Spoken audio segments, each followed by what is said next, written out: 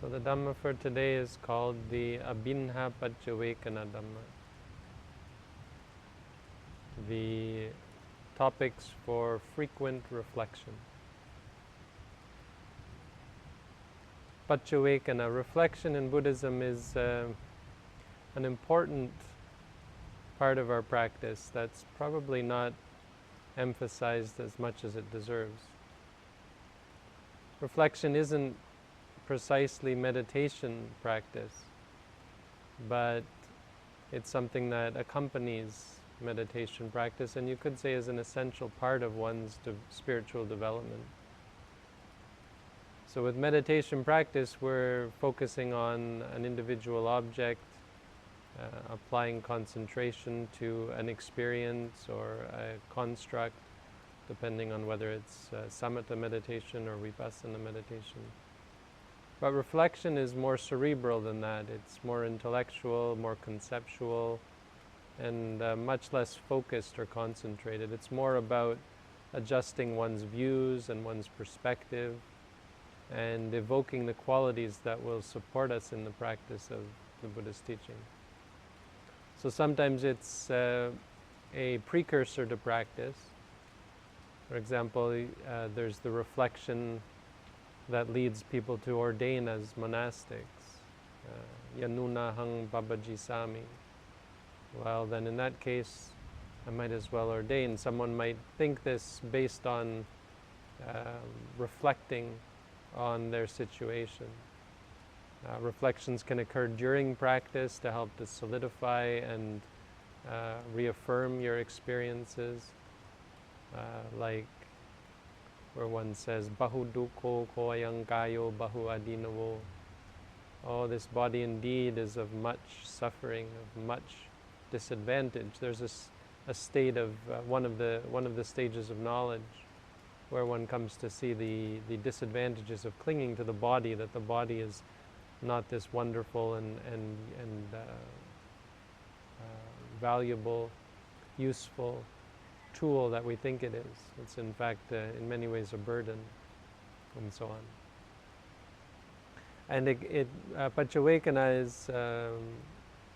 is often something that occurs after practice, when you reflect on the results of the practice, which helps build confidence, appreciation, and solidify your determination to continue to go further with the practice. But the Abhinha Paccavekkhana are topics for frequent reflection. So the idea here is that it's not something that has a specific time or place. It's something that is a part of our daily practice. These are topics that increase our confidence, our sense of urgency and the need for practice. They're topics that adjust our views on the practice, that remind us of the right way to practice and the right way to dedicate our lives if we start to slip or fall off the practice. Reflecting in this way, in these ways, is very much associated with wisdom and sort of mundane wisdom that encourages us to practice in the right way. So altogether there are 5. These are the 5 Abhinha Paccavekkhana for everyone. The Buddha said whether you're a monastic or a lay person, male or female, doesn't matter. These are topics of frequent reflection. There's another set that we chant as one of our evening chanting topics.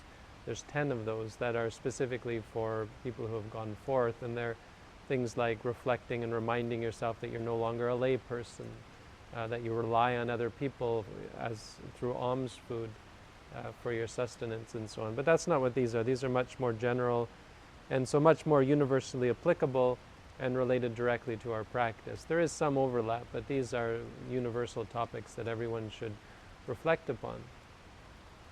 The first is, I will become old. I am subject to old age. Reminding us about the intoxication that comes from clinging or enjoying youth enjoying our state of strength and energy and the sharpness of mind and the power of the body that comes from being young. It's a reminder that we don't have forever to live this life as a young, strong and energetic and vigorous youth, that we are all subject to age and decay. This is one of the topics here that increases our sense of urgency, that indeed we should not waste our time and not let ourselves become negligent in our practice, that we should apply ourselves diligently and undertake the practice with a sense of urgency. Reminder that we're all getting old, that every day is a day less that we have in this life. That our bodies get old, we lose our strength of our arms and our legs, and we take on pains and aches that come from old age and that sort of thing. And as well that our minds become feeble as our memories decline and our faculties become dulled, our eyes and our ears and so on. That we don't have forever, that we can't become intoxicated and lose ourselves in the world of sensuality, because as we age we lose our ability to enjoy it. And these same objects that used to bring us joy now bring us pain. That we have aches and pains in the body where we used to enjoy and rejoice and play in regards to the body. The second is, I am subject to illness. And of course this is a big one. This is something that we become negligent about quite easily, intoxicated with our health. As long as we are healthy, we plan our lives around this. We plan our lives around being in good health. When we think of our ambitions and our goals and our wants and our dreams, we don't factor in the inevitability of sickness. And so we become intoxicated with the pleasure and the peace that comes from having good health, when of course sickness can come at any time. Anyone who has been sick in any real capacity can attest to how much suffering it is because of our partiality towards pleasure and our aversion towards pain. Of course, these truths and these realities are very much ameliorated through the practice of mindfulness meditation, meaning that they provide us an encouragement to undertake the practice of mindfulness. If you ask yourself, being subject to old age, being subject to sickness and so on, what can I do to free myself from the potential suffering that will come from these states? And of course mindfulness is the greatest answer. Through the practice of mindfulness, old age no longer becomes something to be afraid of. You no longer have to be young and virile to be at peace and to be happy. You no longer even need perfect health. That even in great sickness, great physical sickness, the most important thing is that we have the freedom from mental illness. And of course mental illness in Buddhism includes greed and anger, delusion, these states of sorrow and depression and anxiety and fear that consume us and allow us to suffer so greatly, especially when our physical aspect is subject to things like sickness. So there's even things from a simple headache to cancer, heart disease, food poisoning is a common one for people living in tropical places. We get mosquito-borne illnesses, there are airborne illnesses, there are illnesses that come from the water, illnesses that come from food, illnesses that come from old age. And so ultimately, illness, sickness is something that comes to everyone, because as you get older, you become subject to the sicknesses of a failing body. And so this is an inevitability to all of us. It's a question we have to ask ourselves. Am I ready? Am I able to face the inevitability of uncertainty that could lead to great suffering and great pain in my life? The third is perhaps a little more blunt, is death. I'm subject to death. That you may be able to escape sickness, you may even be able to escape old age, but it would only be because you could not escape death. And if you die at an early age, you can congratulate yourself on having skipped the old age part, but you can't skip the death part. The death comes to all. And this is a big one in Buddhism. This particularly the Buddha suggested that we should be constantly cognizant of.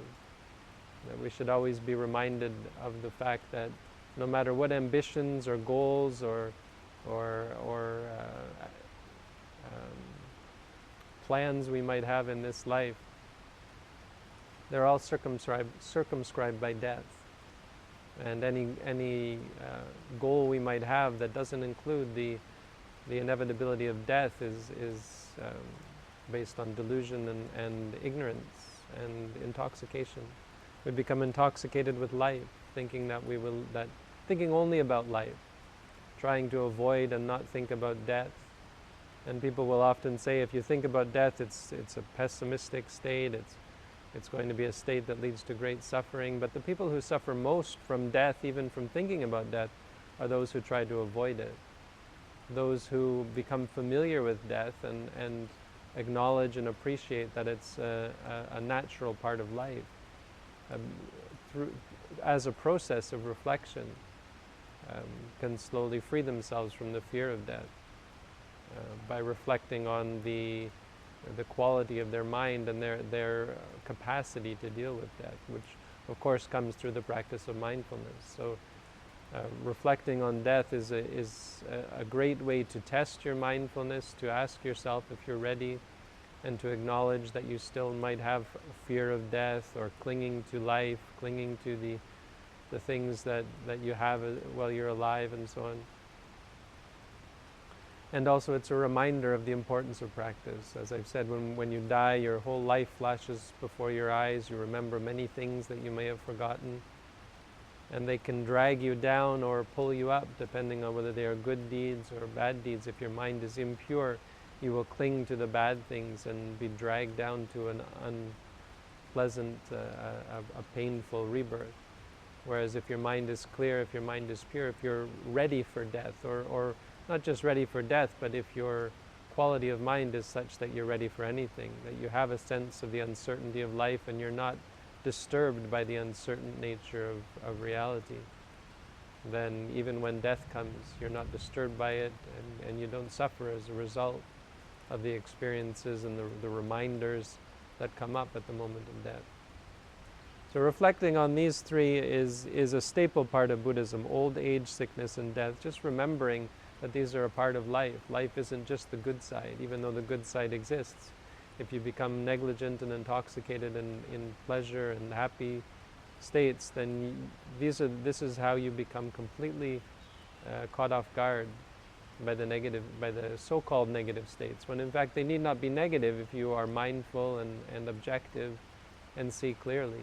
You can grow old at peace, you can be sick at peace, you can even die at peace if you have mindfulness and cultivate the practices that the Buddha taught. The fourth is that everything that I hold dear, animate or inanimate objects, I will have to be separated from all of those things. Doesn't matter whether they are my possessions. I mean, this is an obvious truth like the others, but again is something that we don't reflect upon and we don't acknowledge the importance and the significance of this truth. Because the common experience with that which is held dear is to suffer when you lose it. That yes, you may enjoy and have happiness when you possess these objects, but you grieve and you mourn and can even be driven to great mental upset and illness as a result of loss. People who lose their children, who lose their loved ones, not even sometimes people who just lose their possessions, and not even lose these things. Even the fear of losing these things causes great stress. The worry and the anxiety, the stress that one goes through, trying to protect and to keep the things that they have, whether it's people or possessions, to keep them the way they are, is just so much stress and suffering that we could so easily do without. But people think that it's a natural part of holding something dear to suffer. Even for their whole life, someone might suffer. If they lose someone that was dear to them, a parent who loses a child, or a husband or wife who loses their partner, can deal so much crippling sorrow or sadness that a person might even think is valid and inevitable, and can even cling to the suffering. I know you can see people who cling to the suffering, not wanting to let it go for the reason that they don't have a clear understanding of the nature of suffering and how to truly find happiness, and not realizing that it's unnecessary. And this is the greatness of the Buddha's teaching, that our experiences are inevitable. It is inevitable that we will lose everything. If not in life, then of course in death. But the question is, are we ready for these things? Now, for many people, they might be wagering in a sense that they die before they lose the things they love, in which case they think, well, they won't have to leave them behind, because of course people think when they die that's it. But this can be a big part of the suffering that comes at the moment of death, when one mourns the loss of a loved one, the loss of one's loved ones as one passes away, if one is not at peace with death, not at peace with loss. So reflecting on these things absolutely helps us to mitigate or to lessen our attachment to things, realizing that happiness can't come from things because they're unpredictable, they're undependable, they're not dependable. Things we can rely upon, even and especially people who are changing and leaving and subject to old age and sickness and death. Not that we can't love or appreciate people, but our attachment to individuals is kind of absurd and unhealthy. There's no reason for us to hold certain people above others, except in terms of perhaps their qualities.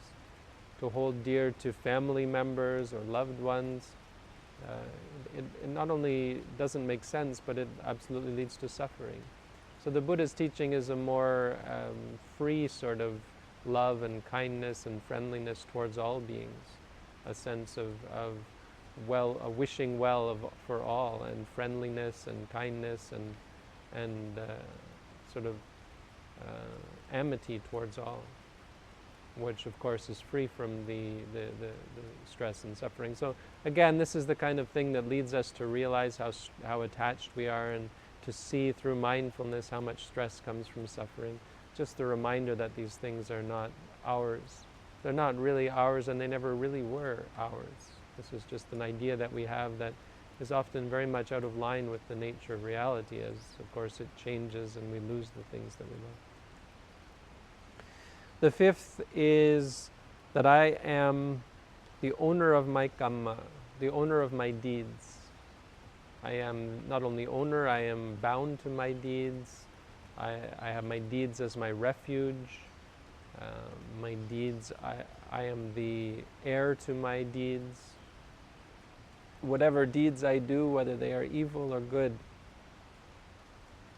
I will inherit the results of those deeds.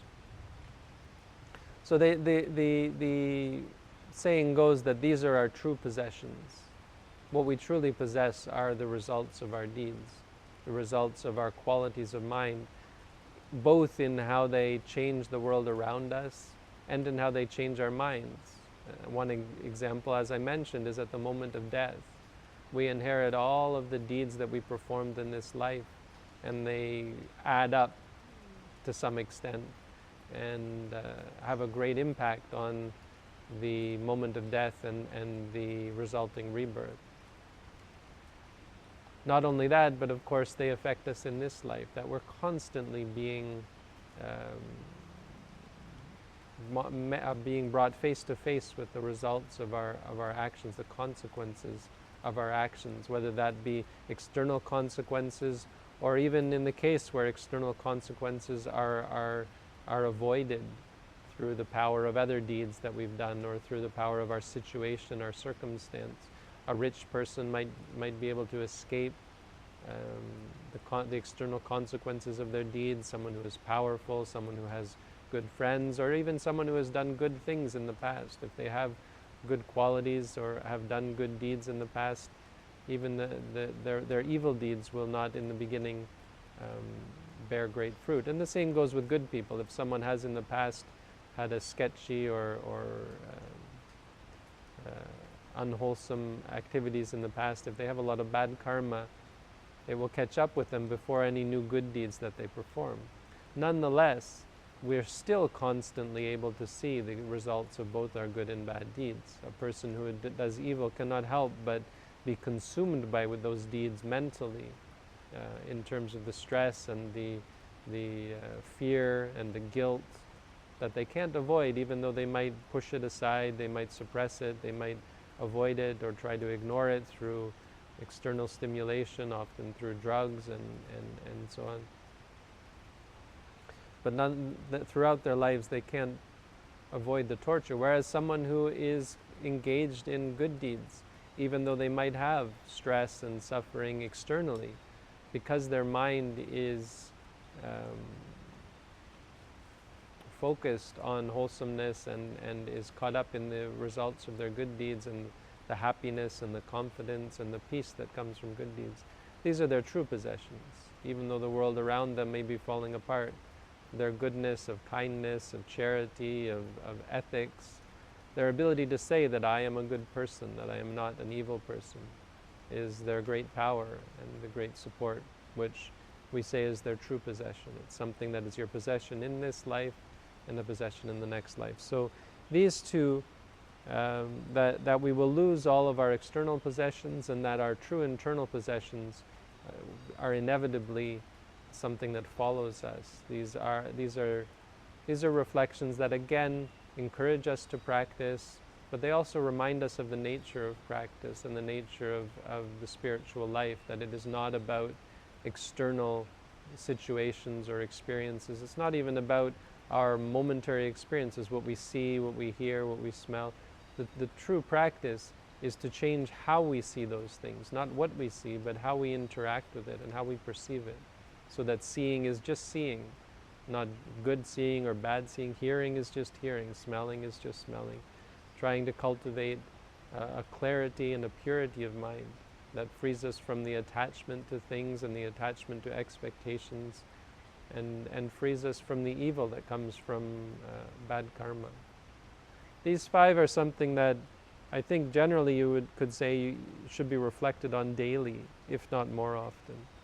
These are the five things that the Buddha recommended, that no matter who one is, one should reflect often on these things. That I will become old, that I will become sick, that I will die, that all the things that I hold dear will eventually leave me, and I will have to part with all these things, animate or inanimate, and that I am the owner of my karma.